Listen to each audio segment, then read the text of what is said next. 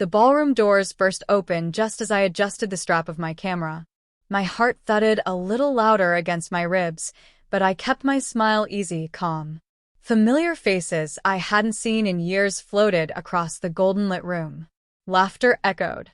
Champagne glasses clinked. I inhaled quietly, moving to the side like I didn't belong, and maybe, in their eyes, I didn't. There she is. My cousin Harper's voice sliced through the hum of conversation. She nudged her sister, both smirking. She's just here to take pictures. How cute. A few chuckles followed. I caught the small cluster of them staring my way. Harper, Jessica, Kyle, even Uncle Martin. I felt the weight of their judgment settling around me like smoke. But I tucked a loose strand of hair behind my ear and smiled anyway. Let them think what they wanted. I wasn't here for them. I adjusted the settings on my camera, feeling the old familiar comfort in my hands. If only they knew. The night moved in a whirl of chatter, music, and the clinking of silverware. People posed. I clicked a few photos, keeping a low profile. In the corner of my eye, Harper made another joke, loud enough for her table to hear.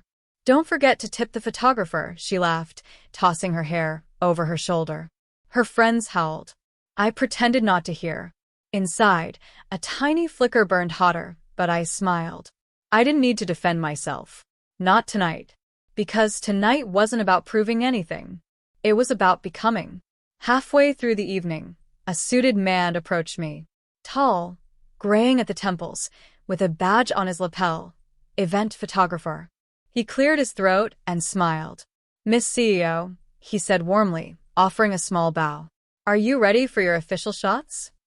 The room, which had been buzzing with noise, froze. Every fork paused halfway to mouths. Glasses hovered midair. Conversations died mid-sentence. The silence was thick, shocked, heavy, almost tangible. I turned slowly, feeling every pair of eyes on me.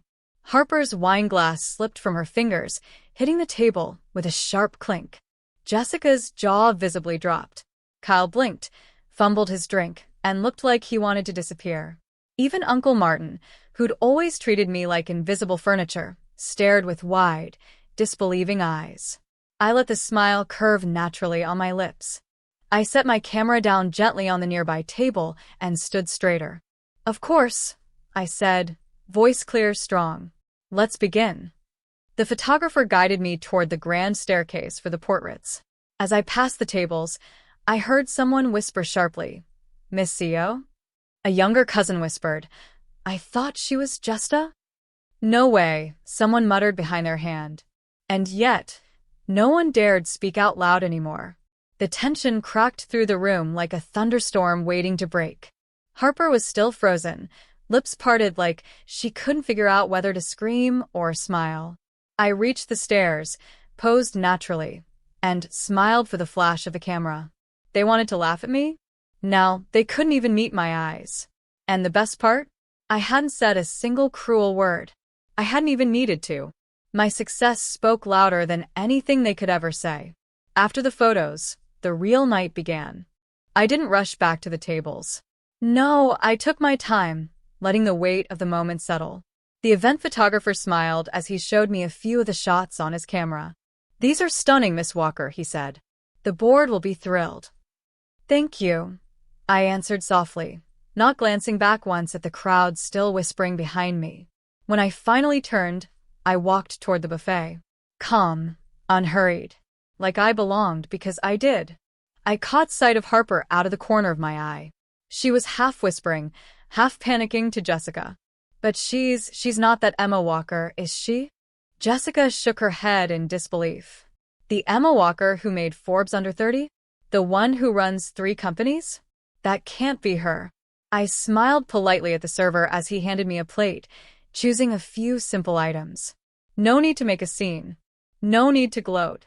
Kindness and silence were stronger than any sharp words tonight. Kyle awkwardly stood near the drinks table, pretending to scroll through his phone like he wasn't burning holes through me with his stare. I sat down at an empty table by the window. The city lights glittered behind the glass, endless and free. For a moment, I closed my eyes and breathed in, The scent of fresh roses on the tables, the expensive perfume drifting in the air, the distant notes of a piano being played somewhere. I had worked for this. I had cried, sweated, and broken down more times than I could count. I had stayed when others left. I had built when others doubted. I hadn't been handed anything. No silver spoon. No golden ticket. Just grit, determination, and dreams too stubborn to die. Excuse me.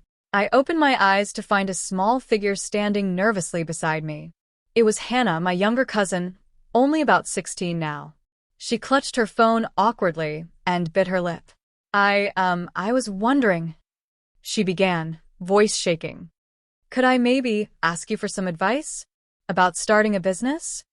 For a second, I almost laughed, not cruelly, but with genuine warmth. This was it. This was the moment. I could have been cold. I could have shut her down like they once shut me down. But kindness, real kindness, was strength. Of course, I said, pulling out the chair beside me. Sit. Tell me what you have in mind. Her whole face lit up. As she sat down, others started sneaking glances, curious, hesitant, confused. A few even looked regretful. Harper sat frozen at her table, holding a fork midair, pretending to be engrossed in conversation. But it was too late for pretending.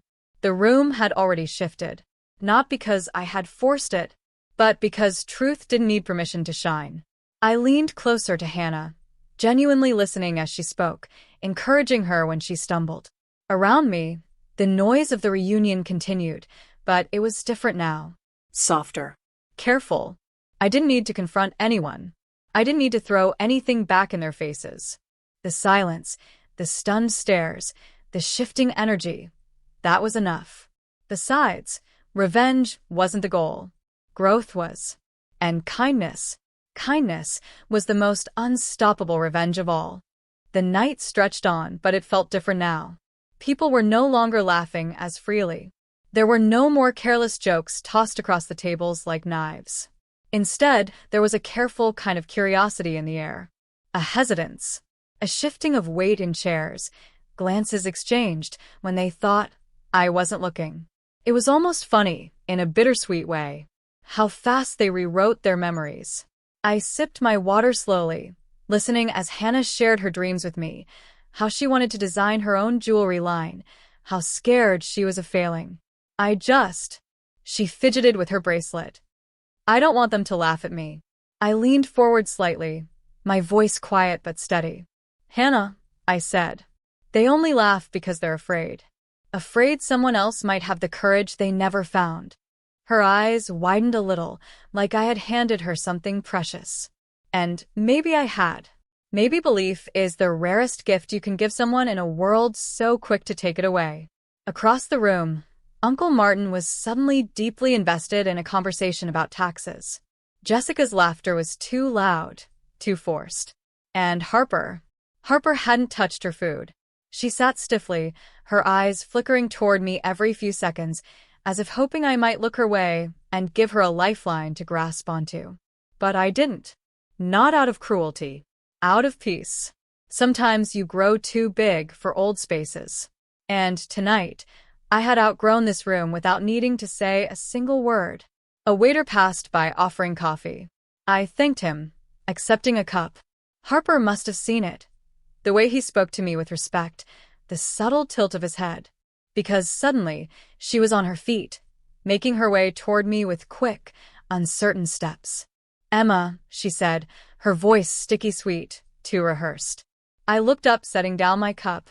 Hey, Harper, I said lightly, like she hadn't spent the first hour of this evening mocking me. She shifted awkwardly, tucking a strand of perfect blonde hair behind her ear. I didn't know you were, she laughed nervously, waving her hand as if to brush it off. Doing so well. I smiled gently. It's okay, I said, meaning it. She blinked, clearly not expecting that. Not anger. Not gloating. Just kindness. A mirror to show her who she had been tonight.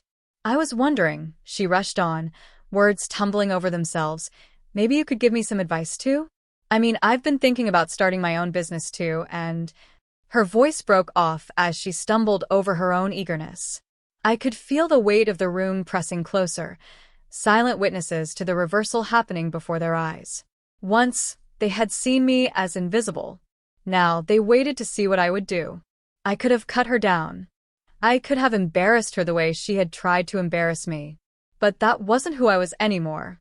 Of course, I said calmly. Let's sit. Her face flooded with relief. Almost gratitude. We sat together, and for the next half hour, I listened patiently, offering small pieces of advice, encouragement when she dared to admit her fears.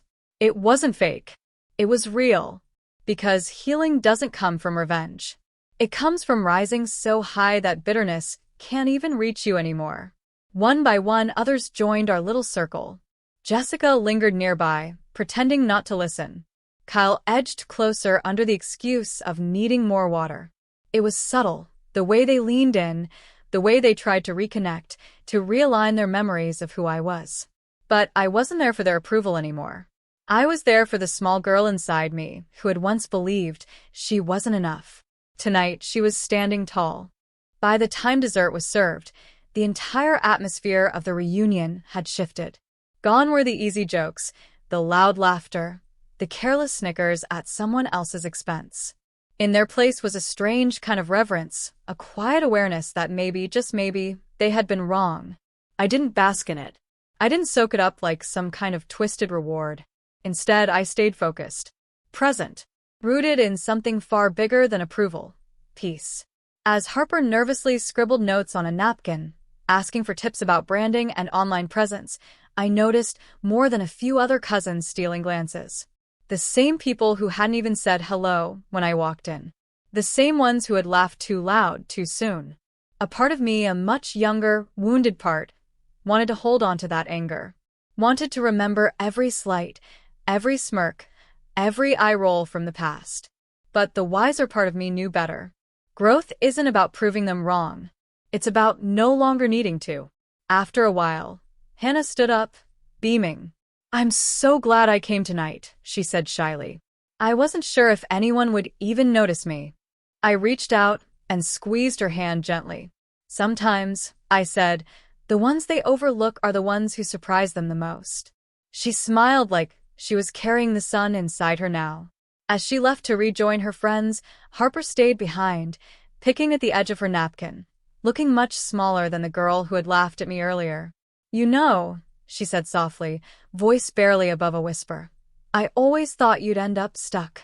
Like me." I tilted my head, studying her. There was no malice in her tone. Only sadness. And maybe regret. "You're not stuck, Harper," I said quietly. "Not unless you decide to be." She blinked rapidly, biting her lip. A war waged behind her eyes, pride battling hope. I understood that war too well. "I don't even know where to start," she said. "You just did." I smiled. It wasn't a line. It was the truth.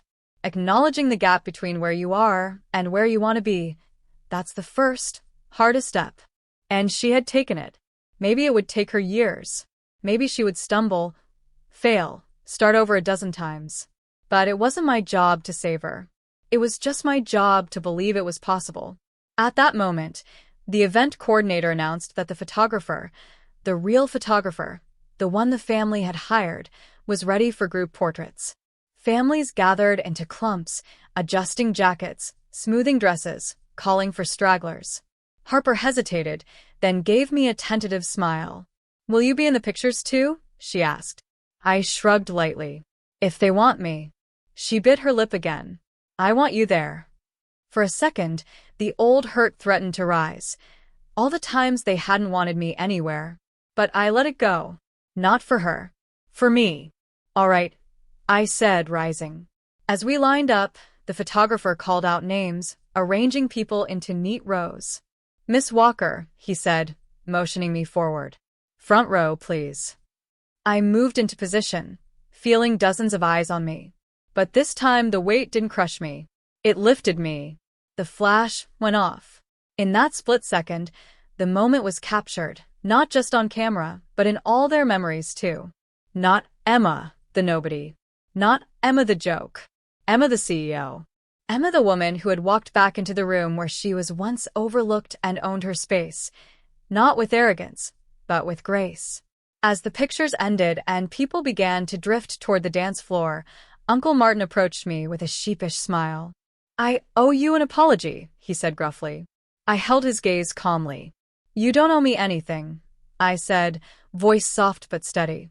"You owe yourself the chance to see people differently." He nodded, looking uncomfortable but thoughtful. And that was enough. One by one, others stopped by, some offering awkward compliments, others mumbling apologies they couldn't quite form fully. I accepted them all with the same quiet dignity. Not because I needed their approval, but because forgiveness is freedom, and I had no intention of carrying their mistakes on my shoulders anymore. The music swelled around us, soft, bright, full of possibility. And I realized something. I wasn't standing among strangers anymore. I was standing among people who were still learning, still growing, just like me. And maybe that was enough. Maybe that was everything. The night grew deeper, the city outside now a sea of shimmering lights against velvet sky.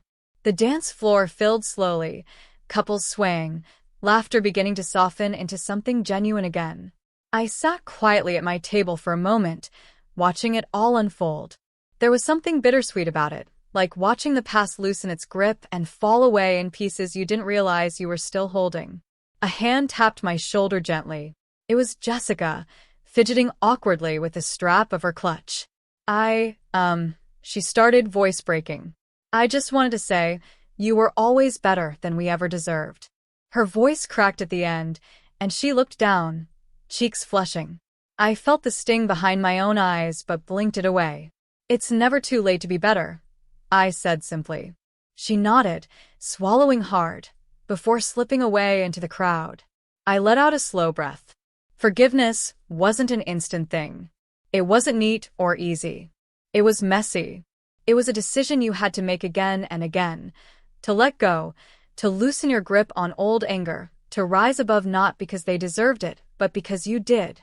Across the room, Harper laughed, genuinely this time, sharing a dessert with some of the younger cousins.